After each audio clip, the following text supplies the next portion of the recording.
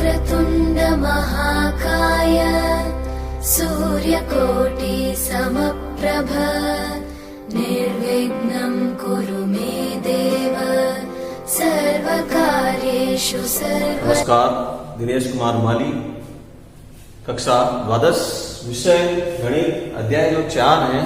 आज हम पढ़ने वाले हैं प्रकरण के मुताबिक उपसारणिक व सहखंड किस प्रकार से ज्ञात करेंगे। तो सारणिक के उपसारणिक और सहखंड के लिए, उपसारणिक का मतलब कोई भी जो सारणिक है उसकी किसी अवयव के लिए जो स्थान है, पंक्ति और स्तंभ को हटा दें। पंक्ति और स्तंभ को निरस्त करने के बाद उस अवयव के लिए जो शेष जो अवयव रह जाएंगे वो उसके उपसारणिक का मान कहलाएगा। तो यहाँ एक सारणिक के दिए गए अवयव से गुजरने वाली पंक्ति के स्तंभ को दबन करने पर, दबन का मतलब ये होगा उसको हटा दें तो जो शेष रहेगा जो सारणिक वो उसका उपसारणिक कहलाएगा। फिर उस सारणिक के ज्ञात होने के बाद ही हम उसका सहखंड ज्ञात कर सकते हैं। सहखंड संकेत में Fij, किसी भी अवयव के लिए सहखंड ज्ञात करना तो उसके लिए एक सूत्र बनता है -1 की घात i plus j। i plus j का मतलब जो उसकी पंक्ति और जो स्तंभ उसके क्रम, कोटि के क्रम में जो है उसके मान में है। तो यहां देखेंगे -1 की घात है तो माइनस आए या नहीं आए वो बता देखना आप लोगों को, प्लस या माइनस। तो ये देखने के लिए उसकी घात को देखना है, i प्लस 1 j को जोड़कर। यदि सम संख्या है तो धनात्मक बन जाएगा और विषम संख्या है तो ऋणात्मक बन जाएगा। उसके अवयव का क्रम देखना है। फिर कैपिटल AI प्लस j, तो ये संकेत है उपसारणिक का, जो अवयव है उसका उपसारणिक है वो यहां लगाएंगे। आइए एक उदाहरण देखकर हम करते हैं। पहले हम 2 × 2 कोटि का एक सारणिक लेते हैं। सारणिक एक है हमारे सामने 2, 4, 2 - 3 के उपसारणिक व सहखंड ज्ञात कीजिए। एक हमारे सामने 2 × 2 कोटि का सारणिक है, इसका उपसारणिक और सहखंड ज्ञात करना है।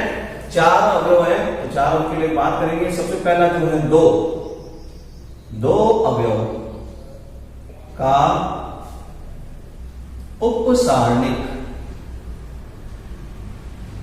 तो 2 अवयव का उपसारणिक यहां आप देखते हैं तो A11, इसका संकेत हम बोलेंगे तो A11। हम पहली पंक्ति और पहले स्तंभ को निरस्त कर देंगे। पहली पंक्ति और पहले स्तंभ को निरस्त करने के बाद जो यहां बना है -3, ये इसके उपसारणिक का मान कहलाएगा। सहखंड के लिए बात करनी है तो सहखंड के लिए हमने यहां पर एक फॉर्मूला पढ़ा है Fij, F1 + 1 - a की घात 1 + 1 और A11 का जो यहाँ मान आएगा वो यहाँ पर मान लिखना है जो कि -3 है। इस तरह से इसका मान -3, ये प्लस बन जाएगा। तो 2 अवयव का उपसारणिक, सारणिक का मान -3 में और सहखंड का आंसर आया -3।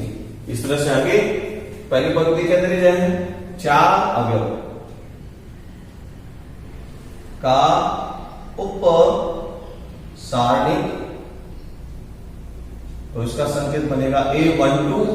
पहली पंक्ति में दूसरा अवयव, तो यहां पर पहली पंक्ति और दूसरे स्तंभ को निरस्त करने पर जो शेष रहेगा उसको हम यहां सारणिक के रूप में लिखेंगे। तो 2 1 कोटि का सारणिक मिला।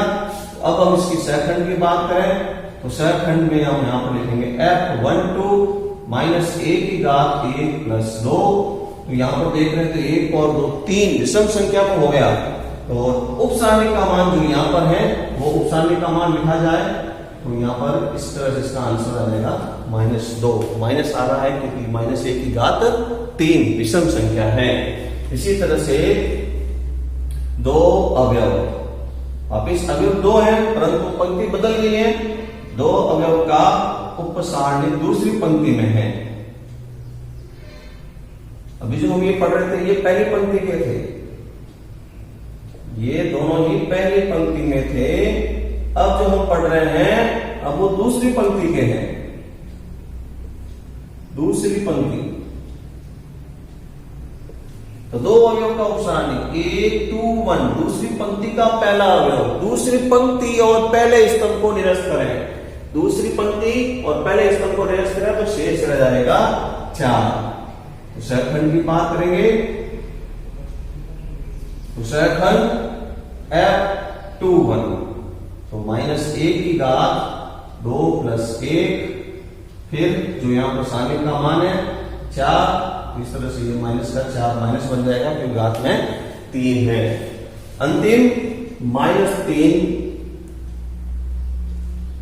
अवयव का उपसारणिक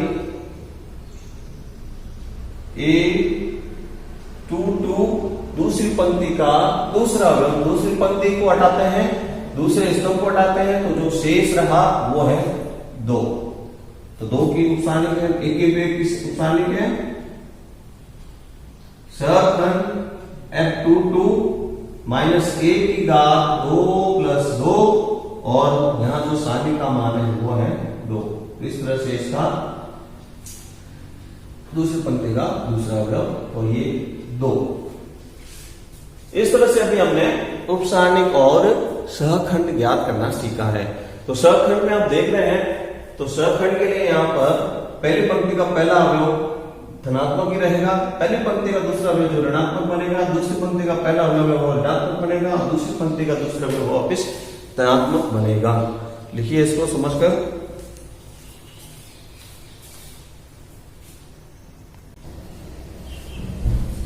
आइए एक प्रश्न और जिसमें लिखा हुआ है, एक सारणिक है 3x3 क्रम का, तो दूसरी पंक्ति के अवयवों का उपसारणिक और सहखंड ज्ञात करके इसके सारणिक का मान भी ज्ञात करेंगे हम उसकी सहायता से। तो सर्वप्रथम हम जो दूसरी पंक्ति है उस दूसरी पंक्ति के अवयवों के उपसारणिक और सहखंड ज्ञात करेंगे। तो सबसे पहले A211 में लिखा हुआ है वो 8, ठीक है ना, का उपसारणिक। तो A221 का जो उपसारणिक है कैपिटल A21 के नाम से कहलाएगा। तो हमने बोला A21 दूसरी पंक्ति पहले स्तंभ को निरस्त कीजिए, दूसरी पंक्ति 8 5 2 गया, 2 8 -1 निकल गए, तो जो शेष रहा वो इसका उपसारणिक है 4 1 और 3 7, ये इसका उपसारणिक है। अब इसी का सहखंड ज्ञात करने के लिए हमने एक सूत्र पढ़ा, उस सूत्र से ही हम काम करेंगे। तो सहखंड का सूत्र जो था, हम बात कर रहे हैं F21 के लिए। तो F21 के अंदर -1 की घात 2 + 1 माइनस में होगा, और इसकी जो उपसारणिक बनी, इसका उपसारणिक का मान 7 × 4 28 -3 × 1 3, 28 में से 3 घटाएंगे, माइनस का आएगा, माइनस का 25। ये पहले उपसारणिक का सहखंड और जो ज्ञात है। दूसरा जो अवयव है 5, A22 बराबर 5 का उपसारणिक। संकेत में हम लिखेंगे A22 कैपिटल में। अब हम इसका उपसारणिक बनाते हैं A22, अर्थात दूसरी पंक्ति को हटाना है और दमन करना है दूसरे स्तंभ को। दूसरी पंक्ति और दूसरे स्तंभ को हटाएंगे, दूसरी पंक्ति को हटाया, दूसरे स्तंभ को हटाया, तो 2 और 1 -1 और 7, उसका क्रम नहीं बदलना है, वैसे का वैसे वापस लिखना है। सहखंड बनाएंगे उसी का, तो हम सहखंड बना रहे हैं। तो F22 बराबर -1 की घात 2 + 2 इजिकल टू, इसको सरल करता है 7 × 2, मुख्य विकर्ण का मान माइनस, और पिछला विकर्ण का गुणा करेंगे -1, इस कारण से प्लस का 1 हो जाएगा, इसका मान धनात्मक ही होगा, और इस तरह से ये बन जाएगा 15। हम जो ज्ञात कर रहे हैं उपसारणिक और सहखंड। A22 हमने निकाल दिया। अब हमको जरूरत है A23 की। अवयव A23 हमारे पास में जो है वह है 2, तो 2 का उपसारणिक हम बनाएंगे। इसको हम संकेत में व्यक्त करेंगे A23। तो इसके लिए उपसारणिक बना रहे हैं दूसरी पंक्ति को दमन करना है और तीसरे स्तंभ को दमन करना है। दूसरी पंक्ति तीसरे स्तंभ को हटाने पर 2 4 माइनस 1 3। अब हम सहखंड ज्ञात करेंगे। तो सहखंड के लिए संकेत बनेगा F23। फॉर्मूला में -1 की घात 2 + 3 ऋणात्मक मान होगा। और आगे देखेंगे इस सारणी का हल 3 दूनी 6 और पिछले विकर्ण माइनस का 4 और वापिस ये प्लस का बन गया 6 और 4 10 माइनस का 10। इस तरह से जो हमने ज्ञात किया है ये दूसरी पंक्ति के उपसारणिक और सहखंड आ गए हैं। अब हम सहखंड के सारणी का मान ज्ञात करना है। तो सारणी का मान ज्ञात करने के लिए हमको दूसरी पंक्ति के जो उपसारणिक सहखंड जो हमने निकाले हैं उसकी सहायता से हल करेंगे। तो दूसरी पंक्ति द्वारा सारणी का हल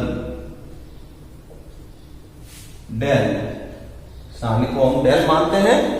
तो यहां एक फॉर्मूला जो बनाएंगे वो उसके सारणी को हल करने के लिए जो बनेगा वो इस तरह से बनेगा। जो ये अवयव है A211, तो A2211 के सहखंड से उसका गुणा किया जाए, प्लस दूसरा अवयव है A22 तो उसका सहखंड जो है F22, A23 तो उसका जो सहखंड है F23। जो सहखंड ज्ञात किए हैं दूसरी पंक्ति के हैं तो उसके जो अवयव है उसका गुणा करके जो गुणनफल आएगा उसका योग ही सारणी का मान होगा। इस प्रकार से हम किसी भी पंक्ति या स्तंभ को लेकर उपसारणिक सहखंड बनाकर हम मान ज्ञात कर सकते हैं। यहाँ एक फॉर्मूला जब भी बनेगा तो आपको हमेशा ध्यान रखना है कि यहाँ पर सहखंड जो है उसी का अवयव पुनः होना चाहिए। यदि ऐसा नहीं है तो उसका योगफल 0 होता है। ये उस सारणी का गुणधर्म है। तो हम अब यहाँ पर मान रखते हैं A21 है 8 और इसका जो F21 आया था माइनस का 25, A22 है जो है 5 और इसका जो सहखंड आया था 15, A23 जो है 2 और जो इसका सहखंड आया था माइनस का 10, गुणा करने पर माइनस के 20। इस तरह से इसको हल करते हैं। माइनस के 220 प्लस के 75 डैश इज इक्वल टू जो आया है माइनस का 145 उत्तर है। तो हमने जो आज सीखा है वो सीखा है सारणिक का उपसारणिक और सहखंड ज्ञात करना और उस पर आधारित उस सारणी का पुनः हल ज्ञात करना। तो इस पर आधारित हम 2 प्रश्न आपको दे रहे हैं, वो आपको करने हैं। वो प्रश्न में पहला प्रश्न जो यहां पर सारणिक दे रहे हैं, इस सारणिक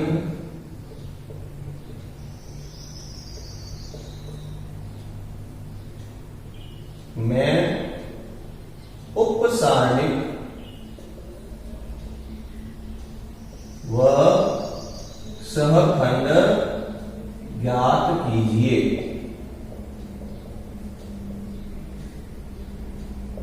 दूसरा जो प्रश्न है जो यहां सारणिक दिया हुआ है 3 1 माइनस का 5 2 0 3 1 0 माइनस का 1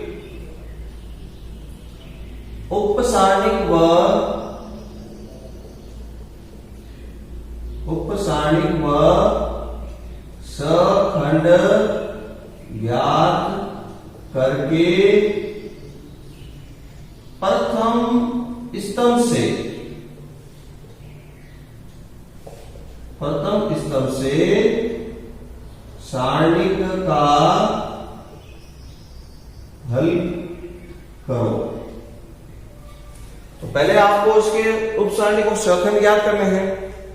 प्रथम स्तंभ की बात कर रहे हैं तो प्रथम स्तंभ स्तंभ हमेशा ऊपर से नीचे के जब अवयव बनते हैं वो स्तंभ में लाएंगे तो 3 पहली पंक्ति का पहला अवयव A11 स्मॉल a11, दूसरी पंक्ति का पहला अवयव स्मॉल a21 स्मॉल a31, इन तीनों के उपसारणी को सखंड बनाएंगे और यहाँ पर एक इस तरह का सूत्र बनाकर इस सारणी का हल करेंगे। धन्यवाद, आगे कल करेंगे।